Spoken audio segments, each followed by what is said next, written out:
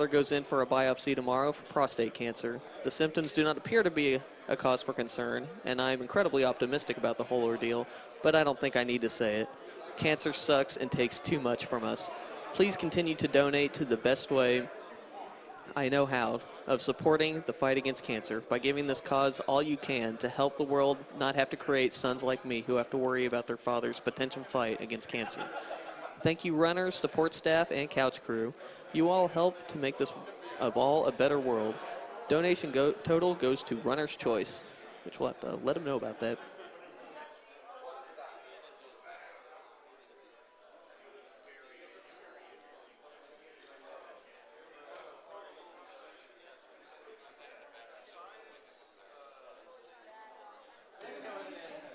We have a $20 donation from Dario.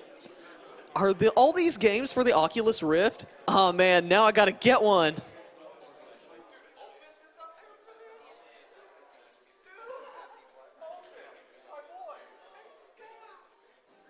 We have a $10 donation from Taylor96.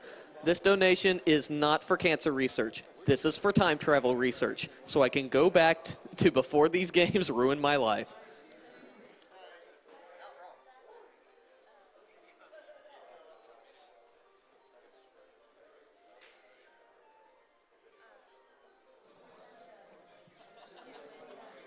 We have $50 from Tasuke Siosu.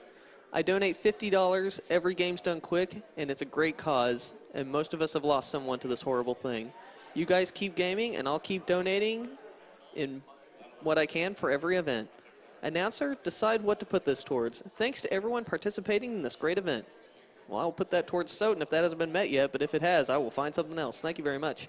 I am now going to hand it off, and we're going to continue these awful games done quick with Feasel playing Indiana Jones in the Temple of Doom.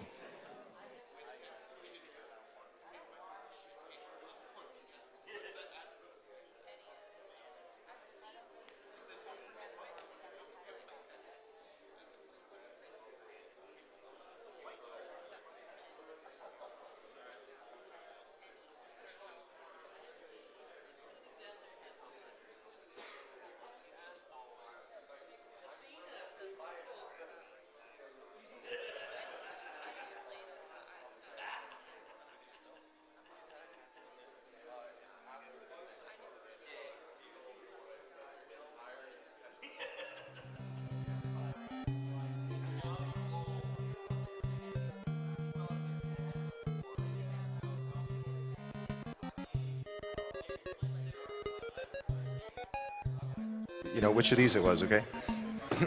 You got your pencil and paper there, Feasel? Yep, I got the pencil and paper. Here we go. I do. There will be math involved in this run. Not yet. Not yet.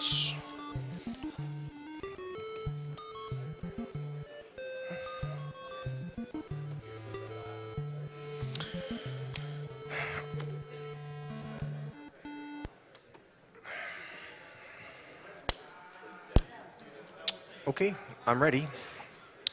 And 3, 2, 1, go. Woo!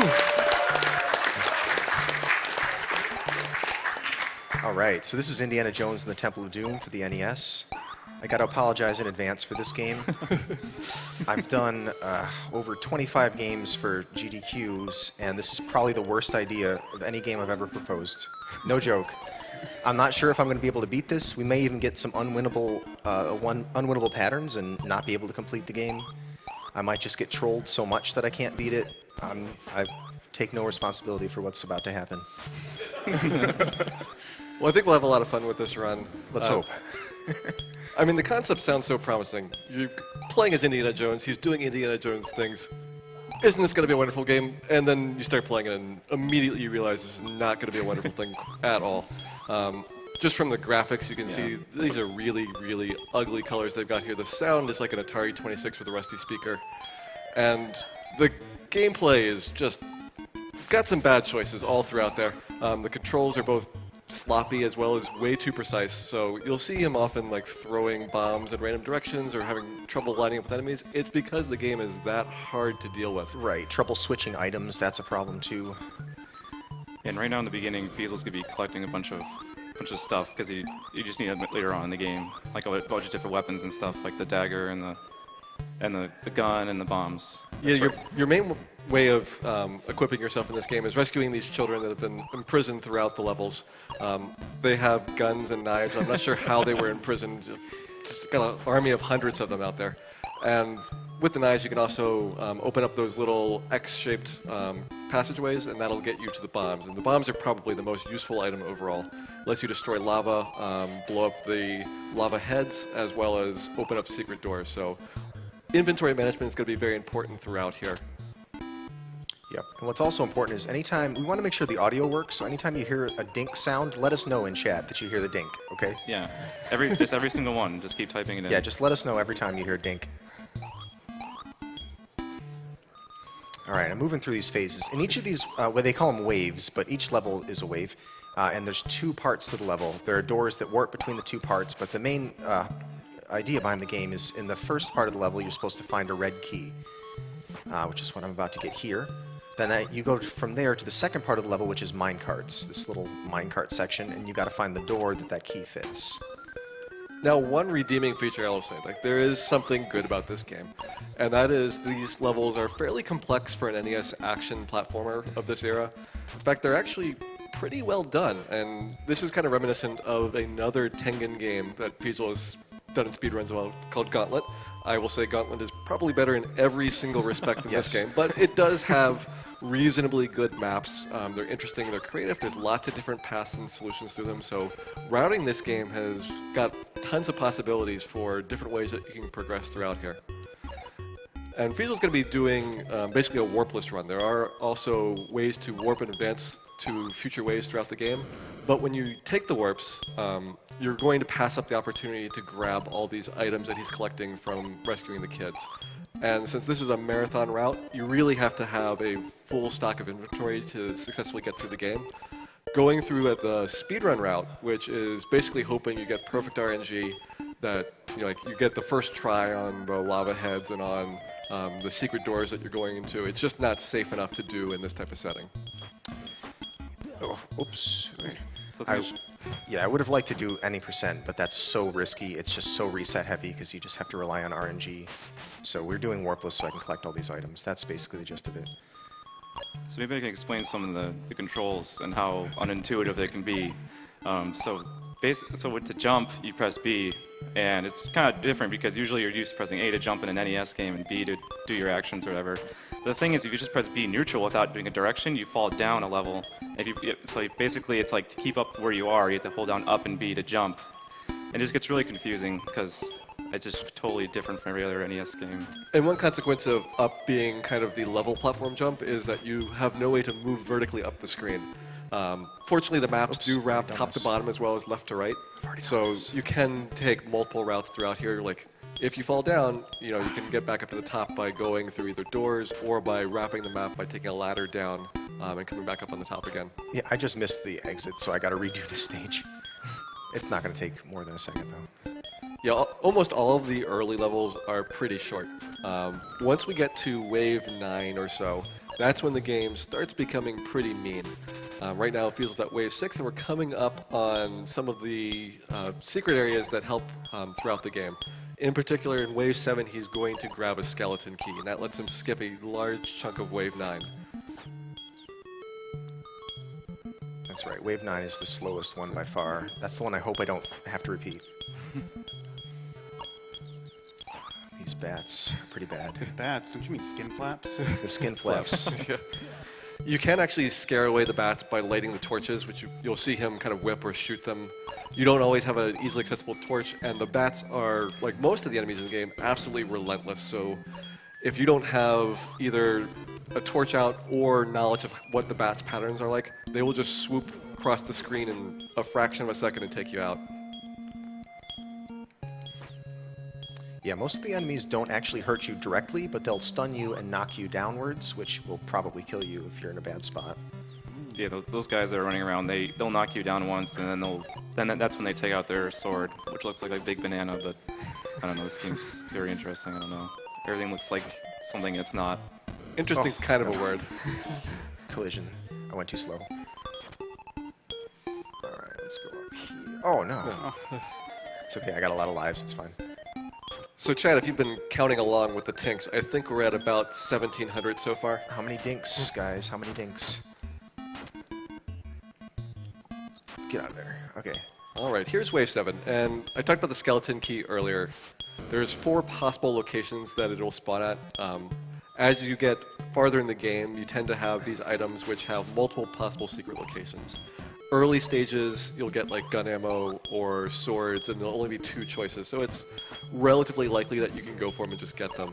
For these later ones, you have to typically check 4 locations, and that means you either have to have like a really good route through there, or you just have to hope you get lucky and it's the first easily accessible one.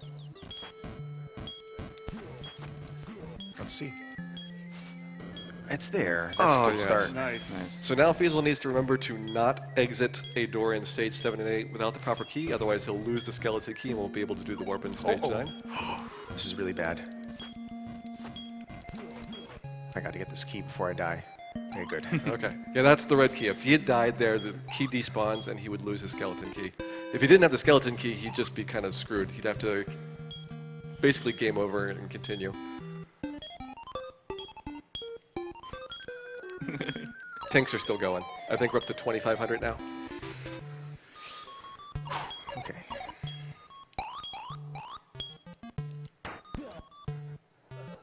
Yep.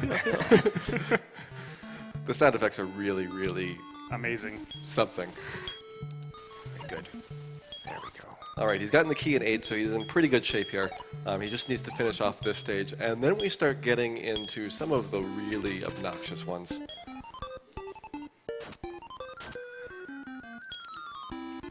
Okay, wave 9. Okay, he's going to collect a couple of items here, but there is that door right at the beginning, and if you've got the secret skeleton key item from Wave 7, you can skip basically half the stage. And that's a wonderful thing because this stage is basically a giant lava pit where these randomly spawning heads are going to bounce up and down. Very, very slowly bouncing up and down, and you have to cross a large number of them. So this warp lets you basically cut off half of that. So instead of being like 3 minutes of lava heads, you only have 1.5 minutes with them.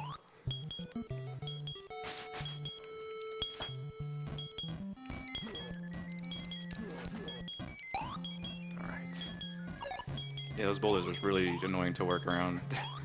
They just like stay there for a while. It's like, Yep. Come on, keep going. If you're counting with the tinks, I think we just passed 5,000. Are you counting the dinks? That's good. Please do.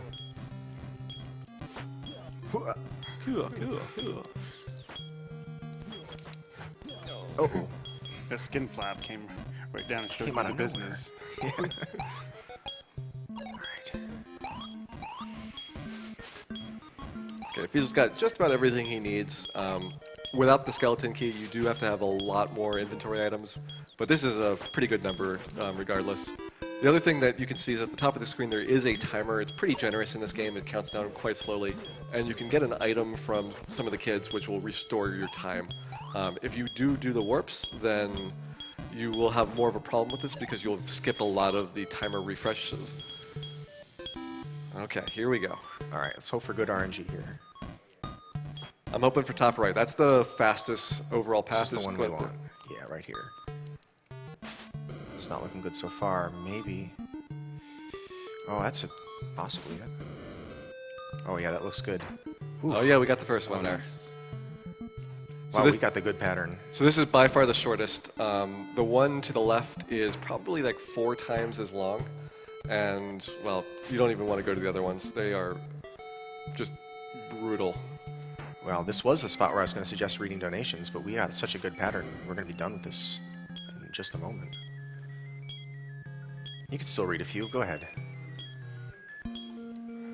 We've got a $20 donation from Magic Whoa. I have to donate during Indiana Jones because I am secretly excited for whatever new movie Disney makes, but nothing can be as bad as this game. Cheers, Feasel. Thank you. All right, Feasel's just grabbed the stones there, which are an incredibly important plot item. You cannot exit the rest of the stages of the game without the stones. And if he dies while carrying them, they will respawn into 3 separate locations, and you'll have to collect them again in order to get them. Left X.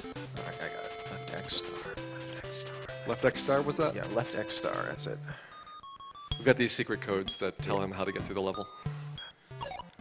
I think this is a good one.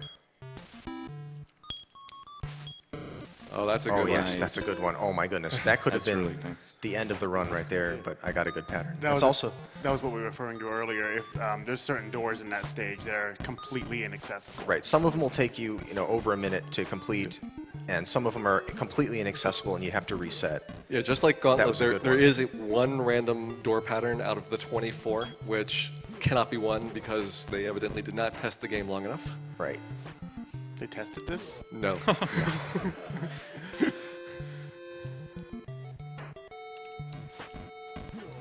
Yeah, I had some practice runs that took like 45 minutes. So considering we had a 15-minute estimate, I didn't want that to happen. Most of the time when it goes really badly is when you get into that cycle of you have to collect the stones again. You get 2 of them, then you die. Okay, now you got to collect the stones again. You get 2 of them, then you die. And then you collect 1, you die.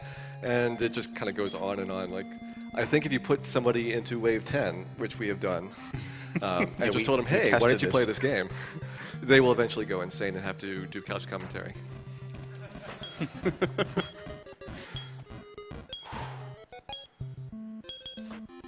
Sorry, I don't have much to say. This is a really hard level. Now, there's 2 types of whip points that he's using. The basic ones, which you've seen at the beginning, the whip hooks, are directly accessible.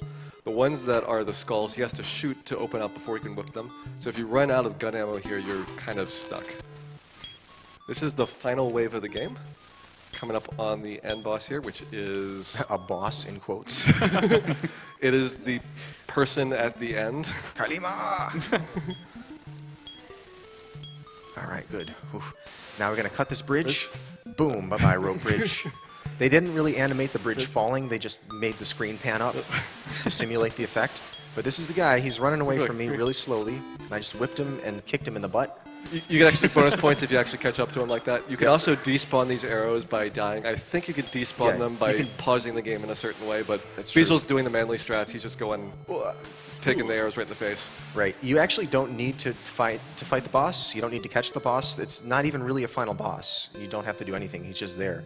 So this is the end. Yeah, shooting range time. And that's, I don't know, that's some lady and some little dude. That- That's short round, I think.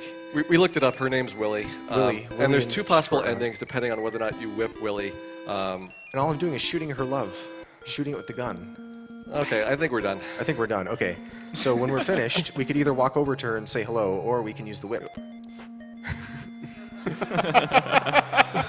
And now we get the special ending. Time. That's time. Time.